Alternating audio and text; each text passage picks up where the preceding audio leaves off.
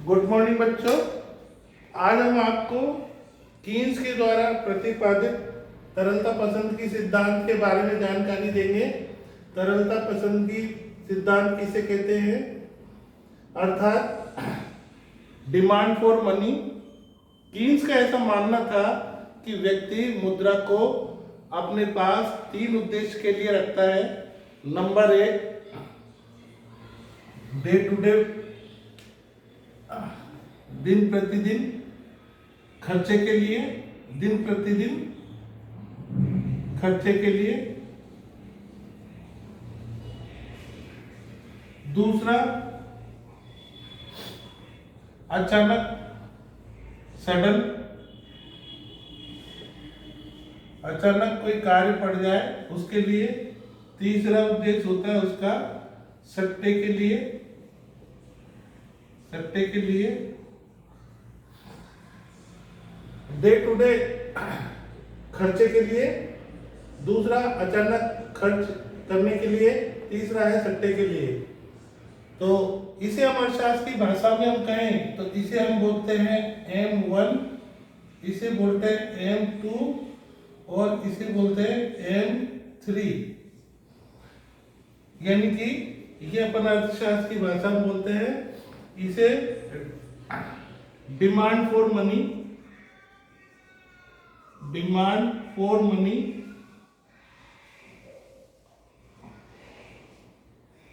Demand for money, demand for money. एक तो होती है एक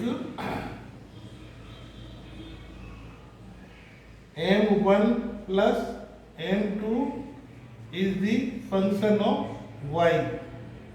यानी कि ये M1 और M2 ये किसके ऊपर निर्भर करता है? व्यक्ति की आय के ऊपर। और M3 ये डिपेंड करता है रेट ऑफ इंटरेस्ट के ऊपर। तो यहाँ पर कीन्स का कहना ये था कि M1 दिन प्रतिदिन खर्च करने के लिए व्यक्ति जो पैसों की आवश्यकता होती है, रुपये पैसों की आवश्यकता होती है, अपना दिन प्रतिदिन का खर्च करने के लिए वो पैसा रखता है।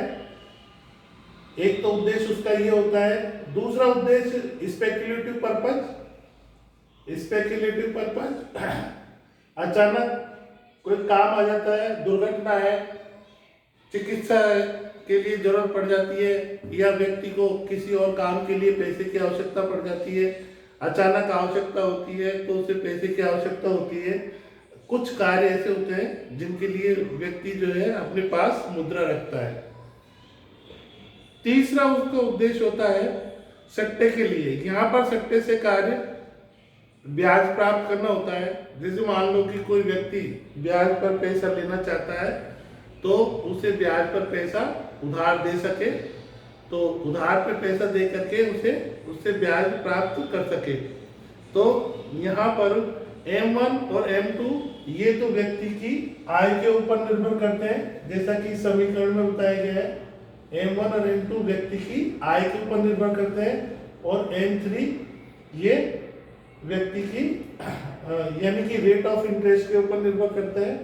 इस प्रकार से ये मुद्रा के मांग तीन उद्देश्य के लिए की जाती है।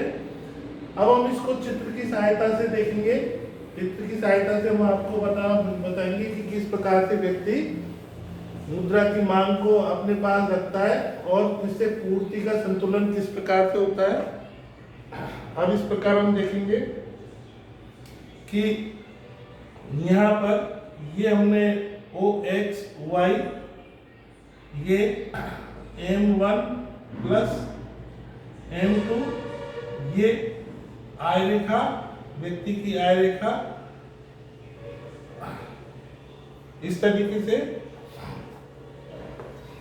तो ये बिल्कुल हम यहाँ पर मान के चलते हैं, बिल्कुल सीधी रेखा की खड़ी होती है, और इधर ये मान के चलेंगे कि ये रेट ऑफ इंटरेस्ट, ब्याज की दर, और ये उसकी लिक्विडिटी प्रेफरेंस तरलता रेखा है, इसकी पसंदगी सिद्धांत इसे बोलते हैं। अब ये M1 प्लस M2 है और ये M3 है, जिसका संबंध सीधा ब्याज की दर से होता है। इस तरीके से हम देखेंगे। अब हम इसको दोनों को एक चित्र में बना करके बताएंगे किस तरीके से ये होता है। हम ये देखेंगे कि यहाँ पर हम दोनों को एक साथ लेकर के चलेंगे। M1 प्लस M2, ये यहाँ पर इतना और यहाँ से अपना LP लिक्विडिटी डिफरेंस, यानी कि ये एक न्यूनतम ब्याज दर होती है। ये न्यूनतम ब्याज दर होती है रेट ऑफ इंटरेस्ट, जैसे माना कि 2%। तो और ये हमारी जो है ये मांग कहलाती है। और ये बिल्कुल खड़ी रेखा होती है, सप्लाई ऑफ मनी होती है।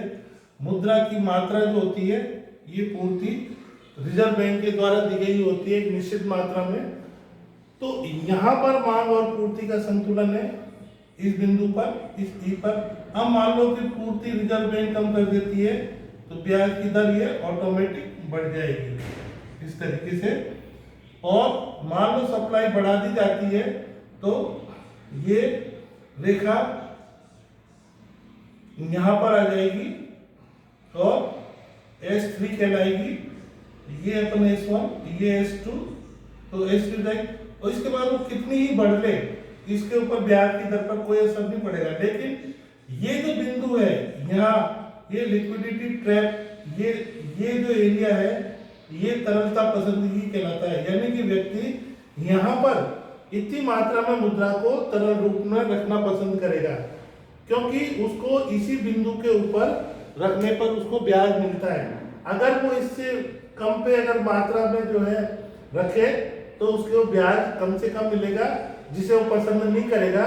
तो इसको अपन तरलता, कहीं जाल लिखा हुआ है, तरलता जाल या तरलता पसंदगी प्रेफरेंस बिंदु है यहाँ से लेकर के यहाँ तक। तो इसे अपन तरलता पसंदगी सिद्धांत इसीलिए कहते हैं क्योंकि व्यक्ति मुद्रा को तरल रूप में अपने पास रखता है। किसके लिए? ब्याज पर देने के लिए। अगर व्यक्ति को किसी को आवश्यकता पड़े और वो अधिक धन कमाना चाहे तो वो जो है उससे ब्याज पर के दे करके अधिक धन कमा सकता है और इस प्रकार से वो ब्याज से पैसा कमा सकता है। इस प्रकार से यहाँ पर संक्षेप में हम आपको एक बार फिर रिपीट करके बताना चाहेंगे। ये है डिमांड फॉर मनी, डिमांड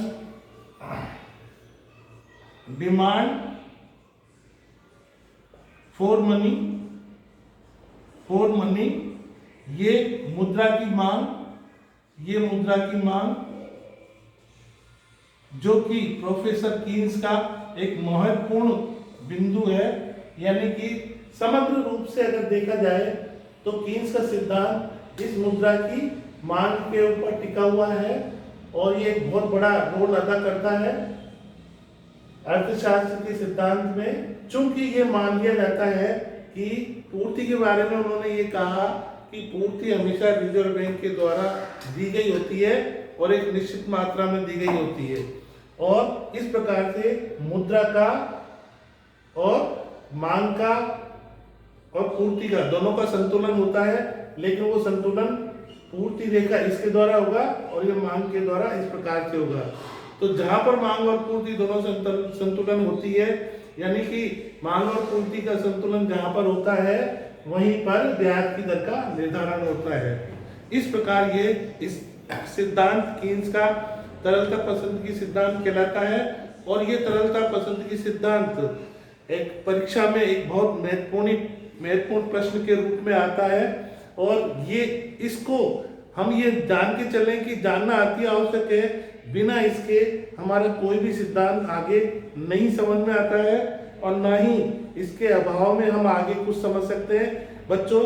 इसलिए इस सिद्धांत को अति आवश्यक रूप से समझना जरूरी है क्योंकि इस सिद्धांत को बिना समझे हम आगे नहीं चल सकते। That's all.